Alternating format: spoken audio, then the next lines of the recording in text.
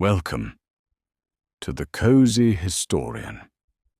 If you find yourself drifting off before the story ends, that's perfectly fine. Just remember to like and subscribe before you fall asleep. It helps these quiet journeys through time softly continue. And before your eyes grow heavy, tell me in the comments, what time is it where you are? And what's the last thing you did before bed? Tonight, we're traveling back to the very beginning of rest itself. So fluff your pillow, pull up your blanket, and let's drift back to the world's very first bed. But tonight, our dreams take a different turn. Not toward slumber, but toward cleanliness. For before we could dream, we had to wash away the dust of the day. And so begins the long and fragrant story of soap. Long before glass bottles and ivory bars, there was fire, ash, and fat, the ancient trinity of cleanliness. In Mesopotamia, nearly 5,000 years ago, potters and brewers discovered something remarkable. When animal fat mingled with the ashes from their fires, the result was not waste, but wonder. The mixture thickened, bubbled, and, when washed with water, left the hands strangely clean. The Babylonians recorded a recipe as early as 2800 BCE, a blend of oils boiled with alkali, used not for the body, but for cleaning wool and textiles. To bathe, after all, was still a ritual left mostly to the gods. In temples, priests performed sacred washings before entering holy spaces, linking purity with the divine. Across the ancient world, other peoples found their own variations. The Egyptians favored natron, a natural soda harvested from dry lake beds, mixed with oils and perfumes. To be clean was to be ready for eternity, for in the tombs of the pharaohs, little pots of scented unguents waited to anoint the dead. Then came the Romans, lovers of the bath in all its steaming grandeur. Yet their cleansing customs were different. Rather than lathering, they slathered, coating their skin in oil and scraping it away with a curved bronze tool called a strigil. It was less about soap than about ritual, a social ceremony of sweat and conversation. Still, something like soap crept quietly into Roman life. Pliny the Elder mentions it as a Gallic invention, used by barbarians to redden their hair and wash their bodies. How curious that what began as a humble byproduct of fire should travel into empire and elegance alike. When Rome fell, so too did its baths. Europe entered an age less fragrant, not for lack of need, but for want of the craft. Yet soap-making endured in small corners, among monks who made it for laundry, among housewives who boiled tallow in great iron pots, and in the Arab world, where the art of soap reached new refinement. In cities like Nablus, Aleppo, and Damascus, soap makers perfected recipes using olive oil and soda ash, creating hard white bars cured in warm air for months. Their trade spread along Mediterranean routes, its scent mingling with spice and silk. By the time of the Crusades, Europeans returning from the East brought more than relics and stories. They brought the knowledge of true soap. In France, Spain, and Italy, soap-making took root anew. The earliest guilds arose in the 12th century, their craftsmen sworn to secrecy over recipes that blended olive oil, lye, and herbs from local hillsides. Marseille, Castile, and Savona became the capitals of cleanliness. Their soaps were pale, firm and fragrant, a luxury still reserved for the wealthy. To bathe was to declare civility, to be perfumed was to hint at refinement.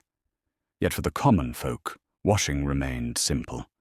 A basin, some lye soap, and cold water from the well. Homemade soap was harsh, its lye sometimes burning more than it cleansed. But it worked, and in a world of hearth smoke and rough linen, that was enough. Then the great revolution of chemistry arrived.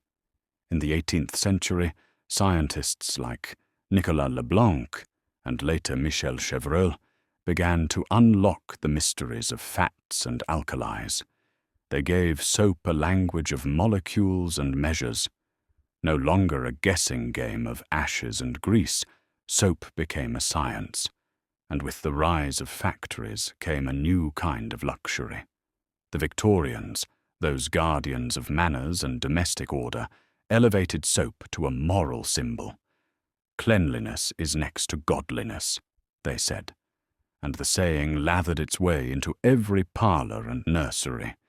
Pears's soap, Sunlight, and other brands turned the simple bar into a status item, wrapped in paper and promise.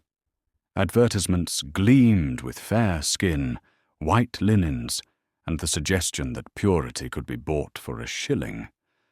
By the dawn of the 19th century, soap had become a household emblem, a daily ritual that spoke of one's values as much as one's hygiene.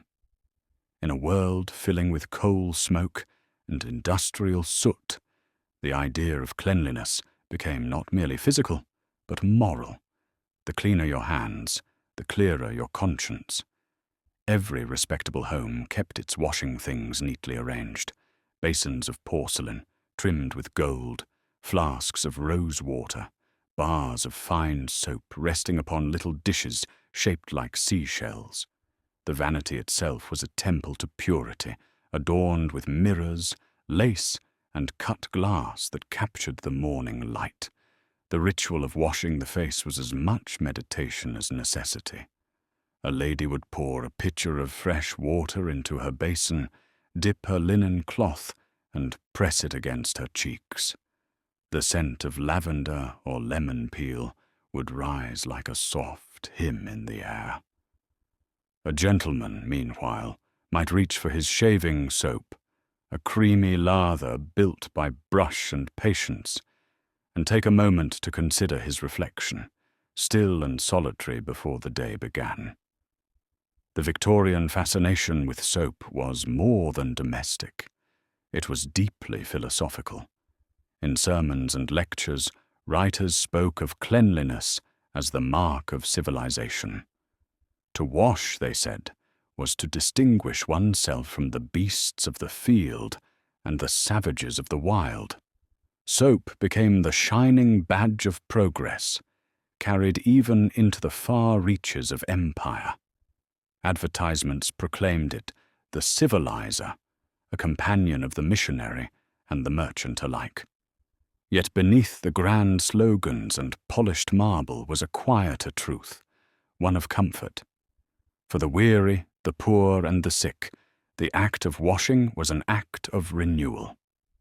Hospitals, once grim and fetid, began to smell of carbolic soap and fresh linen. The humble bar became a guardian of health, warding off unseen diseases that once haunted the crowded streets. In every sense, soap was the heartbeat of domestic life. Consider the weekly wash day, when a household came alive with steam and motion. Great copper tubs were filled, sheets boiled, hands reddened from the lye. It was laborious work, but also communal, rhythmic. A day when stories were shared over rising steam, when the scent of soap meant cleanliness returning after toil. And when evening came, with the linens hung and the tubs emptied, there was satisfaction in the simplicity of it all. The home, freshly scented with soap and sun, seemed a sanctuary against the chaos of the industrial age. Even the makers of soap became poets in their own right. They experimented with oils from distant lands, palm, coconut, almond, blending them with scents of jasmine, neroli, or sandalwood. Soap making, once a coarse necessity, had become an art of the senses. A skilled maker could create a bar as lovely to the eye as to the touch, swirled with colors and imbued with perfume that lingered like memory. In drawing rooms, ladies exchanged small bars as tokens of friendship, their wrappings embossed with gold. Gentlemen sent boxes of scented soap as gifts to sweethearts abroad. It was, in every sense, a language, one of care, refinement, and tender civility. Imagine, if you will, a London morning in 1885. The fog hangs low outside, curling through cobbled streets. Inside, a maid draws warm water for her mistress's washstand. Steam rises, carrying the fragrance of rose and violet. The lady dips her hands into the basin, the water rippling as sunlight strikes the glass perfume bottle beside her. The day begins, not with haste, but with ritual. Cleanliness, for the Victorians, was a prayer of gratitude, for order, for health, for the miracle of being made new each morning. The bar of soap, lying quietly beside the basin, was its humble priest. And though the world beyond the window would roar with progress, the shriek of trains, the clang of industry, within the home, the act of washing remained an island of calm. A moment to pause, to breathe, to remember that purity is not perfection, but care. As the century wore on, soap became entwined with beauty. Chemists turned perfumers, perfumers turned artists. Cream soaps, transparent soaps, soaps molded into flowers or shells, each a testament to an age that adored ornament as much as function. The bathroom itself became a stage for elegance. Porcelain tubs on lions' feet, tiles glazed like jewels, towels monogrammed in gold thread.